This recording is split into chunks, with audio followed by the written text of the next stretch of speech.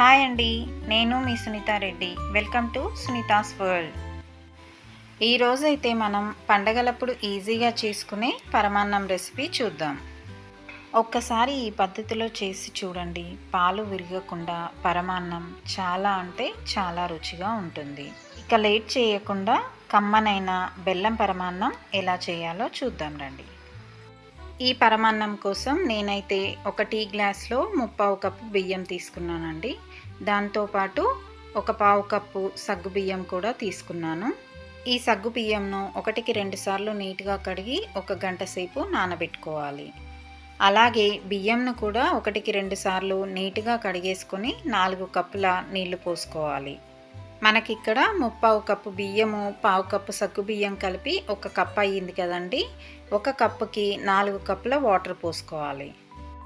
ఇప్పుడు స్టవ్ మీద పెట్టి ఈ రైస్ 80% కుక్ అయ్యేంత వరకు ఉడికించుకోవాలి. చూడండి, ఇప్పుడు ఇది ఒకసారి చెక్ చేద్దాము. 80% కుక్ అయిపోయిందండి. ఇప్పుడు ఇందులో కాచిన 4 గ్లాసుల పాలు పోసుకోవాలి. పాలు చిక్కగా ఉంటే పరమాన్నం చాలా రుచిగా వస్తుందండి. ఇక్కడ మనకు బియ్యము సగ్గు బియ్యం కలిసి 1 గ్లాస్ ఉన్నాయి కదండి. 1 గ్లాసుకి 8 గ్లాసుల చొప్పున పోసుకున్నాను. 4 గ్లాసుల నీళ్ళు, 4 గ్లాసుల పాలు.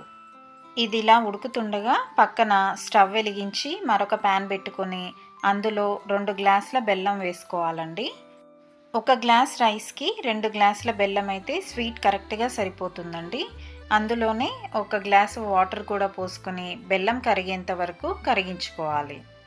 మనం డైరెక్ట్గా బెల్లం అన్నంలో వేస్తే పాలు విరిగిపోతాయండి. అందుకే ఇలా కరిగించుకొని పోసుకోవాలి. ఇక్కడ పాకం ఏమీ రానవసరం లేదండి, బెల్లం కరిగిపోతే చాలు. ఇప్పుడు రైస్ చూద్దామండి. దాదాపు 90% పాలల్లో ఉడికిపోయింది. ముందుగా నానబెట్టుకున్న సగ్గుబియ్యంను కూడా ఇందులో వేసి కలుపుకోవాలి. ఇలా సగ్గుబియ్యం వేసి పరమాన్నం చేయడం వలన చాలా రుచిగా ఉంటుందండి. ఇప్పుడు ఇది అడుగంటుకోకుండా మధ్య మధ్యలో కలుపుతూ ఉడికించుకోవాలి. ఇప్పుడు ఇందులో ముందుగానే కరిగించి పెట్టుకున్న బెల్లం నీళ్ళను కూడా ఒక స్ట్రెయినర్ సహాయంతో వడబోస్తూ పోసుకోవాలి. ఈ బెల్లం నీళ్లు పోసేటప్పుడు ఖచ్చితంగా స్టవ్ ఆఫ్ చేసే పోసుకోవాలండి, ఎందుకంటే పాలు విరిగిపోతాయి. వెంటనే కలపకూడదండి. మూత పెట్టి అలాగే 2-3 నిమిషాల పాటు వదిలేయాలి. 2 నిమిషాల తర్వాత మూత తీసి అంతా కలిసేలా ఒకసారి కలుపుకోవాలి. చూడండి, ఇప్పుడు అంతా కలిసిపోయింది. ఇప్పుడు గిన్నెను కిందికి దించేసి మళ్ళీ స్టవ్ వెలిగించుకొని స్టవ్ మీద పెట్టి ఉడికించుకోవాలి. అడుగంటకుండా మధ్య మధ్యలో కలుపుతూ ఒక 5 నిమిషాల పాటు ఉడికించుకోవాలండి.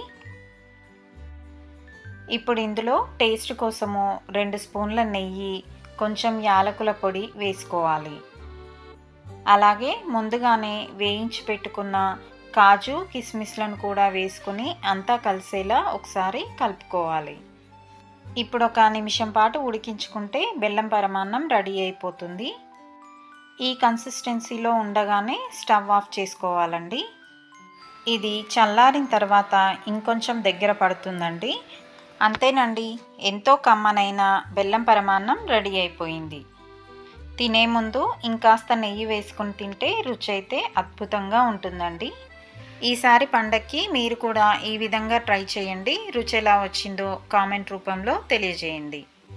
ఈ వీడియో నచ్చితే లైక్ చేయండి, మీ ఫ్రెండ్స్ అండ్ ఫ్యామిలీస్కి షేర్ చేయండి. అలాగే మన ఛానల్ని ఫస్ట్ టైం చూస్తున్నట్లయితే సబ్స్క్రైబ్ చేసుకోండి. Thank you for watching.